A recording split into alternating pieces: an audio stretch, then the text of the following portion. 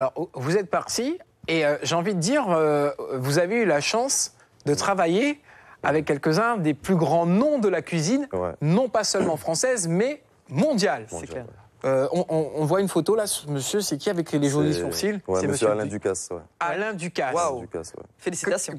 Quand on se retrouve face à une personne comme ça... Non, c'est sûr que c'est des très grands noms de la cuisine, que ce soit Alain Ducasse ou monsieur Aleno. Justement, ça a été une chance pour moi d'intégrer ces brigades-là, où justement il y avait ces chefs-là qui étaient à la tête de ces brigades. Et ça m'a permis de côtoyer justement des grands chefs et d'avoir une expérience importante par rapport à cela. Est-ce qu'on apprend plus vite justement quand on est épaulé par des grands chefs comme ça, ou alors est-ce qu'il faut déjà avoir un bon rythme, sinon on est complètement dépassé par la vitesse? Bien sûr. Non, on apprend vite parce qu'il faut tenir la rigueur. Ouais. Il faut tenir la route, c'est quelque chose de très rigoureux. Et c'est là justement qu'on apprend les meilleures bases. Alors, non seulement vous avez travaillé avec des grands chefs, mais c'est pas tout, puisque vous avez eu votre première expérience, c'était dans un hôtel prestigieux sur les Champs-Élysées. Oui, exactement. Ouais, on peut en parler un peu. Oui, voilà, ça c'était une ouverture de restaurant. Oui. J'ai eu la chance, par des dépôts de CV sur certains sites, d'accéder tout de suite à justement des hôtels, on va dire, assez prestigieux. Assez prestigieux. Ah, oui. Et c'est tout de suite que j'ai pu avoir la chance d'accéder à ce genre d'hôtel-là. Bravo. Et ça a été justement ma première expérience dans un hôtel aux Champs-Élysées. Ouais. Alors, ma grande question, parce que quand on a côtoyé les étoiles de la cuisine, c'est clair. Qu'est-ce qui fait qu'on dit « stop, je rentre chez moi » Au fait, je ne me suis pas dit « stop, je rentre chez moi ». Ça s'est fait par hasard. À la base, c'était un coup de fil de ma mère afin de rentrer et de l'aider sur un projet en relation avec la cuisine.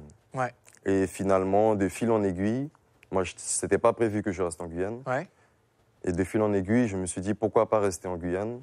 Parce que j'ai pris conscience qu'il y avait des choses à faire ici et que je pouvais faire découvrir, justement, partager, on va dire, mon expérience, ce que j'ai appris là-bas et le retransmettre en Guyane dans mes assiettes ou dans tout ce que je fais. Non, puis c'est clair, vous êtes un bon exemple pour tous les jeunes qui ont besoin ou qui ont envie d'aller faire leurs études à l'extérieur, de ne pas oublier de revenir pour pouvoir donner cette force au pays qui en a bien besoin. Et d'ailleurs, vous êtes rentré, vous travaillez dans votre restaurant. Justement, comment est-ce que les gens perçoent votre cuisine? Vous avez de bons retours sur votre cuisine? Globalement, oui, bien sûr. Globalement, oui, c'est une cuisine qui plaît.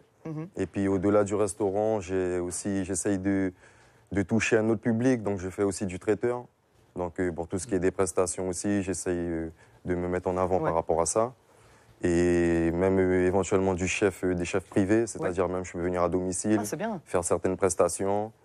Et plus tard, peut-être faire un restaurant aussi plus poussé, on va dire. Plus grand, cuisine gastronomique, genre un bami. Exactement. Un bami avec une émulsion de bami. Bami, peut-être pas bami, mais un haricot rouge. Oui, un truc comme ça, voilà. Ça, c'est pas mal, ça. Parce que bami... Une mousse d'haricots rouges. Ah, c'est pas mal, ça, en dessert, ça s'appelle chouette. Moi, j'ai déjà plein d'idées et ça, c'est une question de temps.